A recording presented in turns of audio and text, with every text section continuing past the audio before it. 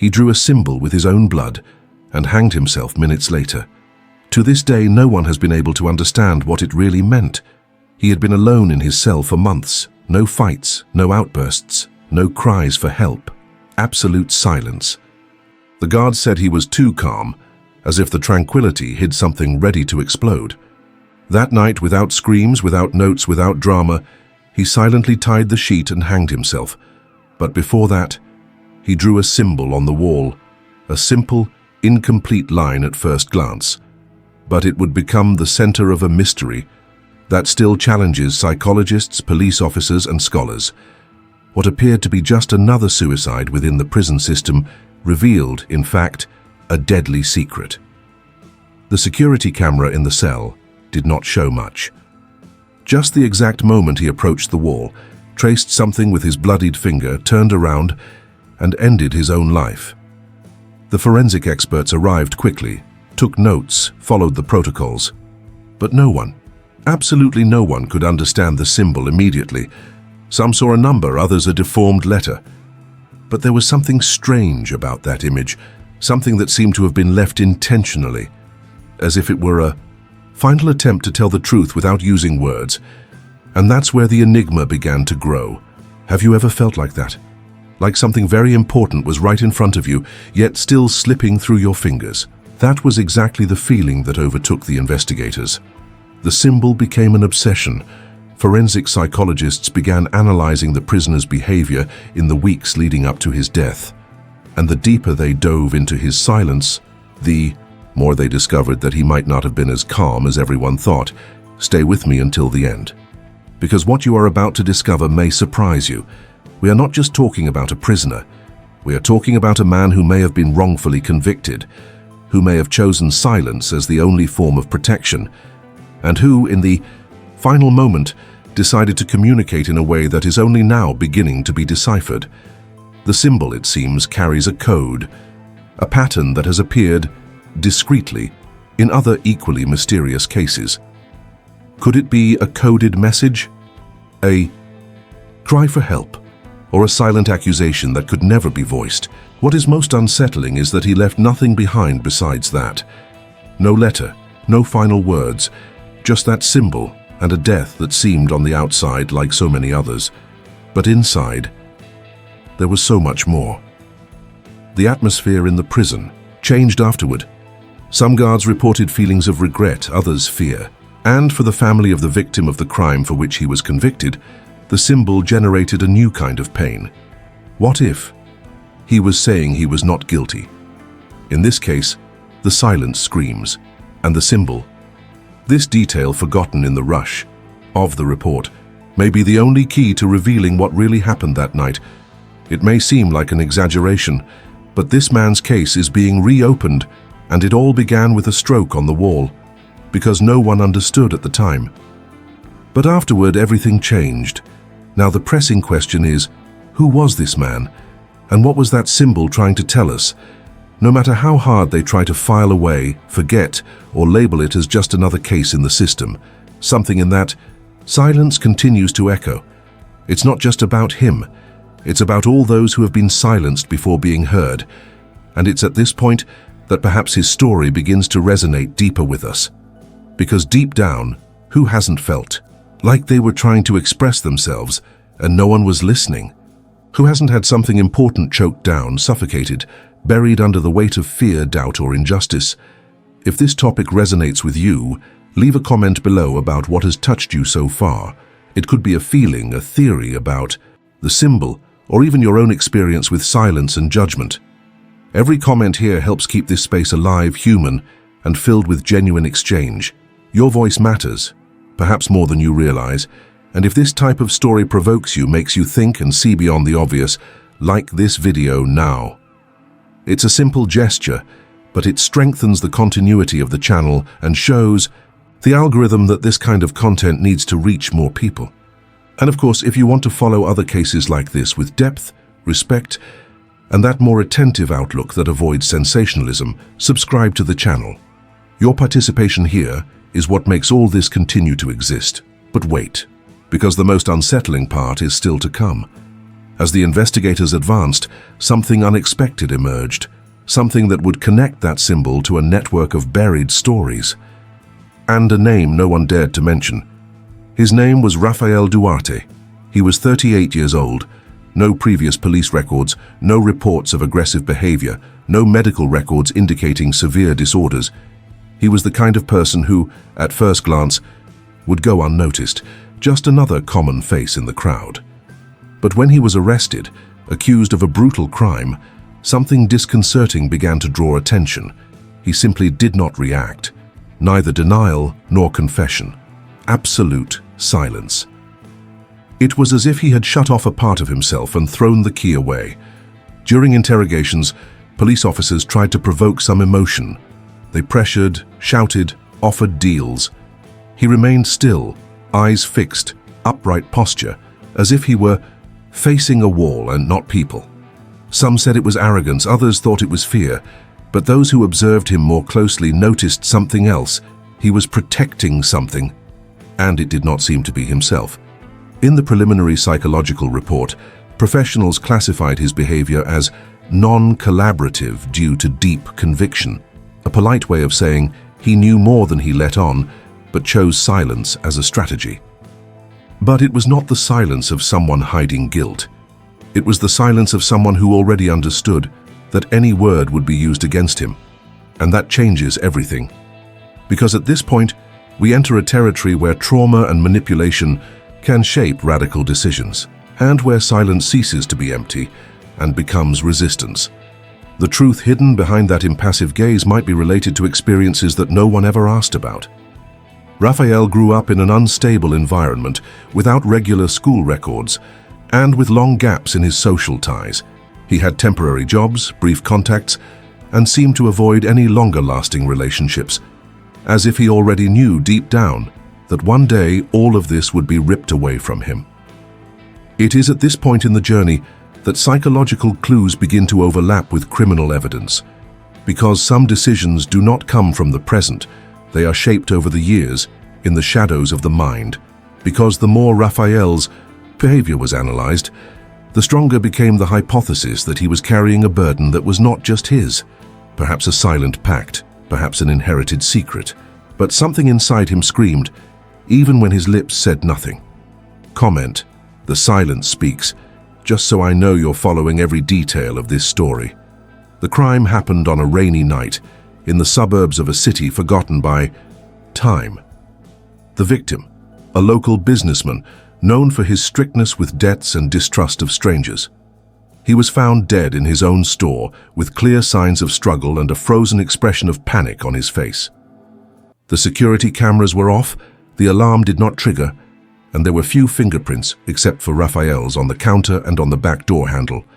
He had worked there for 2 months. It was enough for him to be arrested, indicted, and thrown into the cell where everything would come to an end in less than 72 hours. At first glance, it seemed obvious. The quiet employee, with no solid alibi, with marks on his body that could have come from a fight. But just a closer look revealed that almost everything in that process was rushed, almost automated. There were no eyewitnesses, no clearly identified murder weapon, and the supposed motive, a disagreement over money, was never confirmed by anyone close to the victim.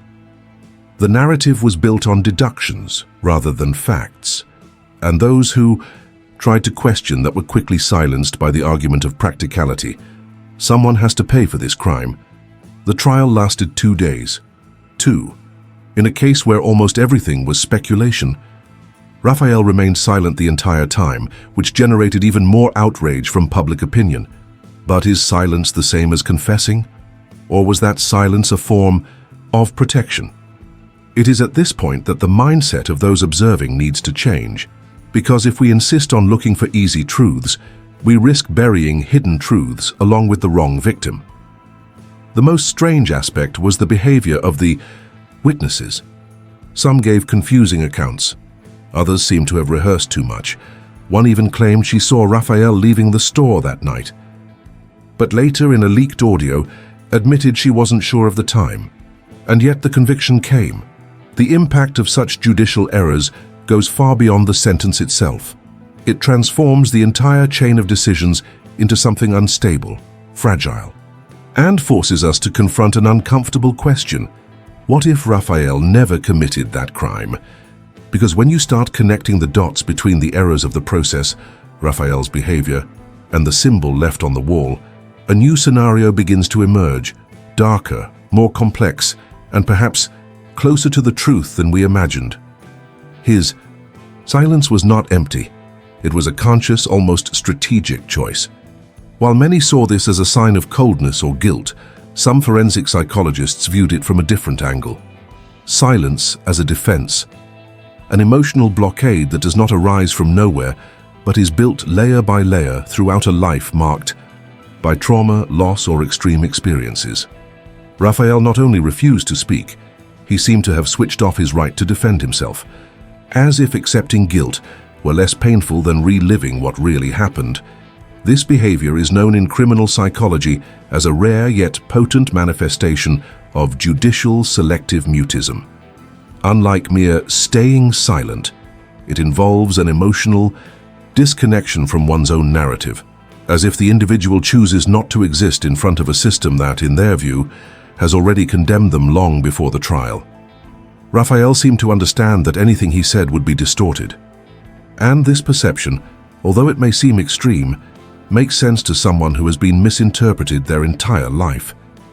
Professor Julian Stone, an expert in the psychodynamics of institutional silence, states, in certain profiles, absolute silence represents the only way to maintain some control in an environment where everything has been taken.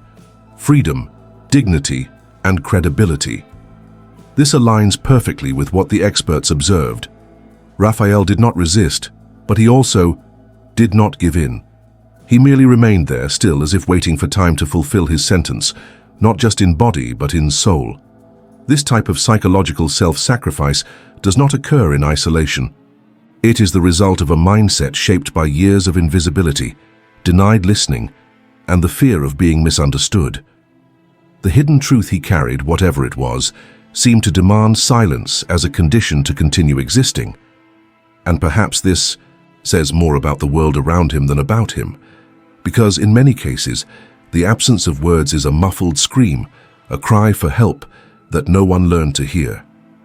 Now I want to delve even deeper into this subject, because when we analyze the symbol left by Raphael in this light, everything changes. What seemed like just a meaningless scribble could, in fact, be the only way he found to leave his version recorded. Not with words, but with a stroke, a code.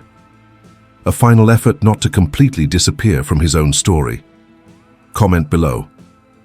Sometimes, silence is all that remains, just to show that you're also feeling the weight and complexity of this journey. The symbol was there, marked on the wall with the tips of his fingers, made with his own blood, in what appeared to be a slow, almost ceremonial movement. At first glance, it did not catch attention. It was too simple. A straight line crossed by an open curve as if it were unfinished. The first agents who entered the cell thought it was just another scribble from someone in despair. But a closer look from an experienced graphologist raised a question. It had a pattern. It had intention. It was not a random gesture. It was a code. From this point, the case moved from the legal realm into the back corridors of the mind.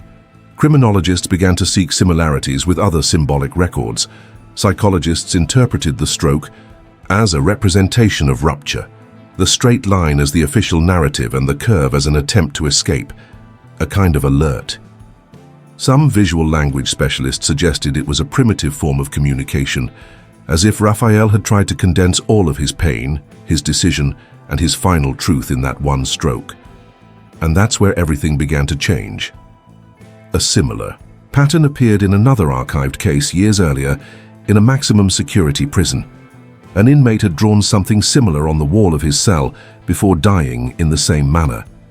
The images were compared, the proportions, the angles, even the way pressure was applied to the strokes.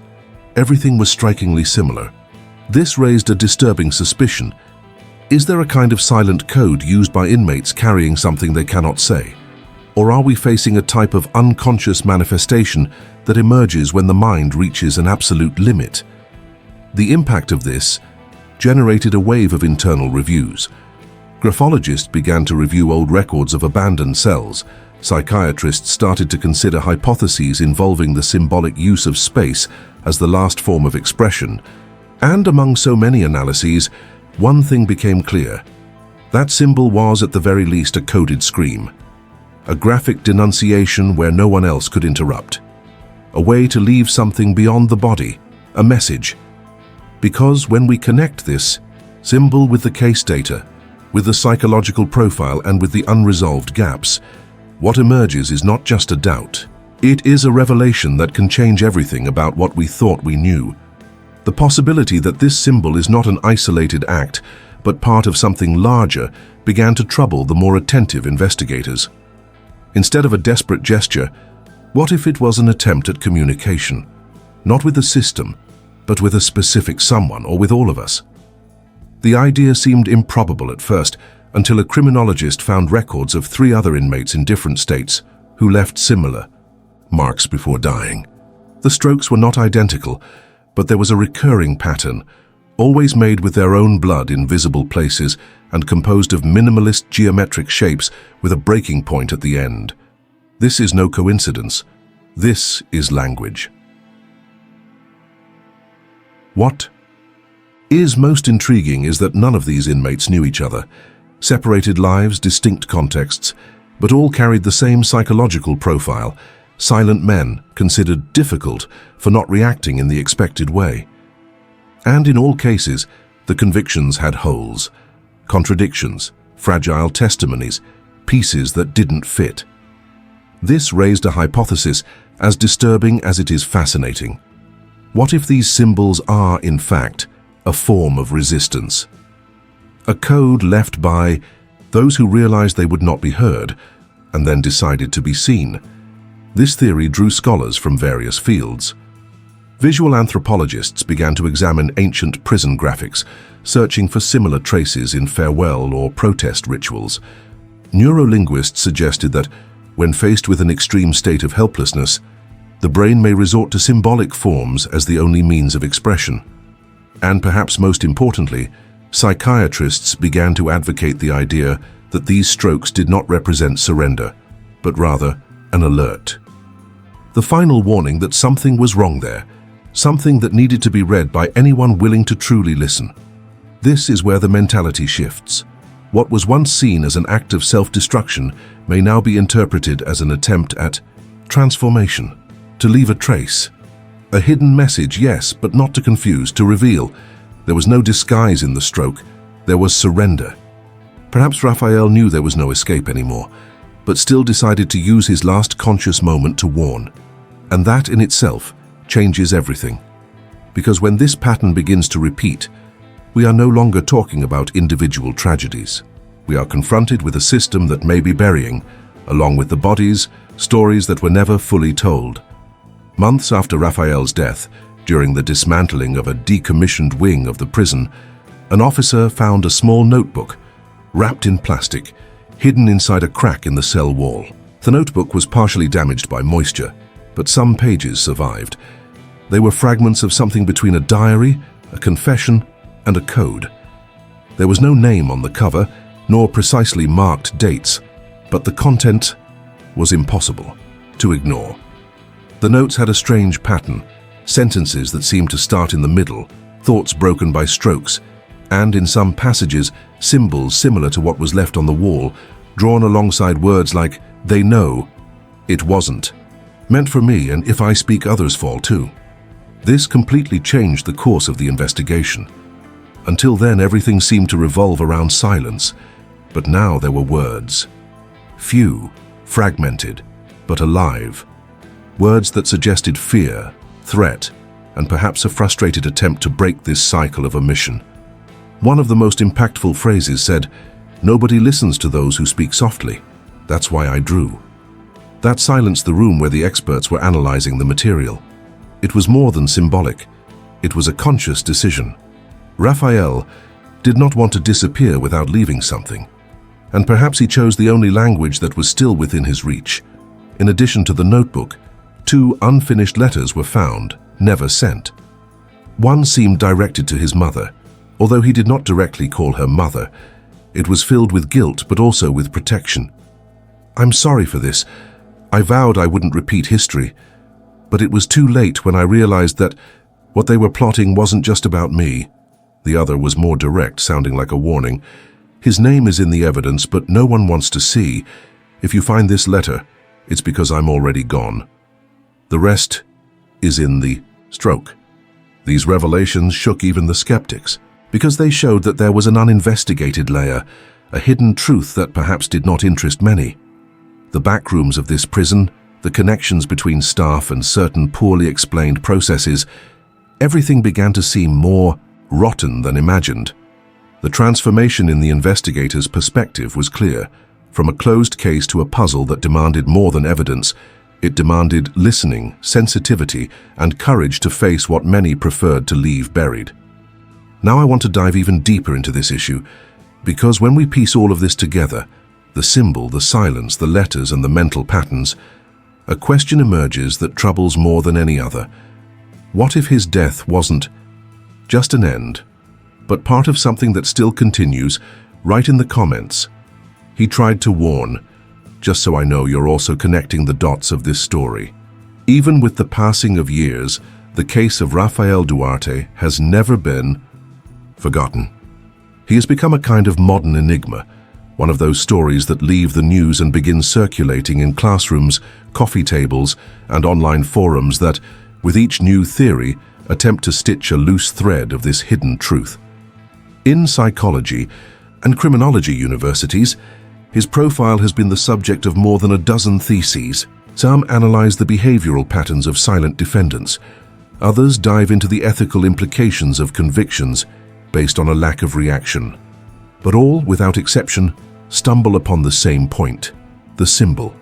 A simple, enigmatic mark that, to this day, no one has been able to fully decipher.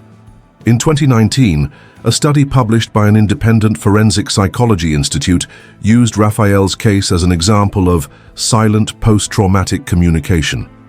According to the study, the symbol on the wall may have been more than artistic expression or protest. It may have been a rational attempt to create a bridge with those who could see beyond the surface. A way to trigger empathy through an alternative channel where there is no noise, no distortion, just the raw form of pain condensed into a gesture, and it doesn't stop there. Several podcasts specialized in unsolved crimes have dedicated whole episodes to the case. One of them brought to light information that few knew. The symbol, when digitized and analyzed by visual recognition software, had an 83% similarity to an ancient symbol used in encrypted communications by a witness protection network in the 90s. This has never been officially confirmed, but it sparked a new wave of speculation. After all, what if Rafael wasn't just a victim of the system? What if he knew something that put more people at risk? What if that mark, so discreet, was the last alert from someone who knew too much? With each new analysis, layers emerge that weren't there before, or perhaps they were, but no one had stopped to look closely. What was once seen as a closed case has become a symbol, both literal and figurative, of the failures of a system that is not always prepared to deal with human complexity. And that's precisely why it still resonates, because it's not just about a man who went silent, but about all those who continue to be silenced. His death became a landmark, a watershed between what is seen with the eyes and what can only be understood when we change our perspective, because among all the questions that arose with this symbol, there is one that has never been answered. And perhaps it's the one that bothers the most. What if, in the end, Rafael died in silence? Because he was innocent? Not out of cowardice nor guilt, but because he had already understood, perhaps too soon, that no one was willing to hear his side. This hypothesis, which once seemed too uncomfortable to consider, now haunts the very agents who participated in the investigation. One of them, in a recent interview, confessed that he frequently reviews the images of the cell, trying to find some sign, some detail that might have been overlooked. But the silence remains, and the longer time passes, the louder it screams. The victim's family, on the other hand, carries a burden that is difficult to describe. During the trial, they were led to believe that justice had been served. The Accused was imprisoned. The system worked. But what if it wasn't quite like that? What if the true responsible party was never even investigated with the due attention? The pain of losing someone is already brutal. But the idea of having the truth distorted as comfort, that's even crueler. A mourning on top of another. A poorly healed scar that reopens every time Raphael's name reappears in some article, some analysis, some podcast. And on Raphael's family's side, all that remains is emptiness. No official explanation, no retraction, no apology. Just a cold tombstone and the image of a man who, in the eyes of almost everyone, left life as guilty. But what if he was only trying to protect someone, or perhaps to denounce in the way only he knew how? How many others did the same and were ignored? How many innocents have silenced themselves out of fear, trauma, or the understanding that even when they spoke, their words would be treated as lies? This is the hardest part to digest, because it forces us to confront a shift in perspective. We are not just talking about legal failures, but human failures. A collective mentality that prefers to close the case than to delve into doubt. And when this is repeated in series, the impact is devastating. Not just for the families, but for trust in the very concept of justice. Perhaps the biggest mistake has been this: to confuse silence with surrender, when in reality it may have been a final effort not to lose the little that remained of oneself. Now I want to go even deeper into this issue, because when we stop looking only at the documented facts and start investigating what remains in the margins, revelations arise that no court would ever archive if it truly wanted the truth. Comment below. Maybe he just wanted to be heard. Just so I know you also feel that there's still something in this story that needs to be unearthed. Silence, when it is filled with meaning, can be more deafening than any scream.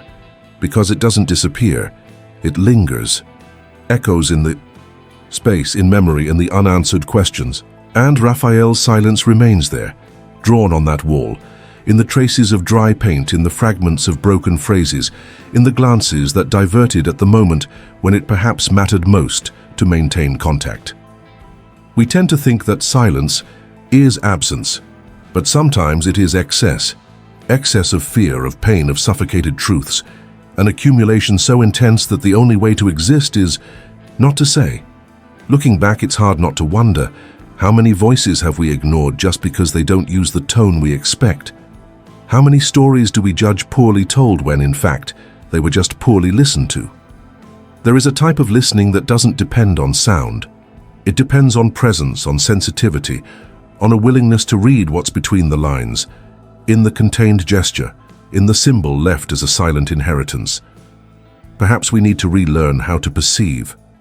Change the mindset that associates speech with truth and silence with guilt, because there are many who speak beautifully and lie, and there are those who remain silent and carry within themselves what no one wanted to see. Raphael's journey forces us to reflect not only on justice but on attention, on the impact we have when we choose to see only what confirms what we already believe.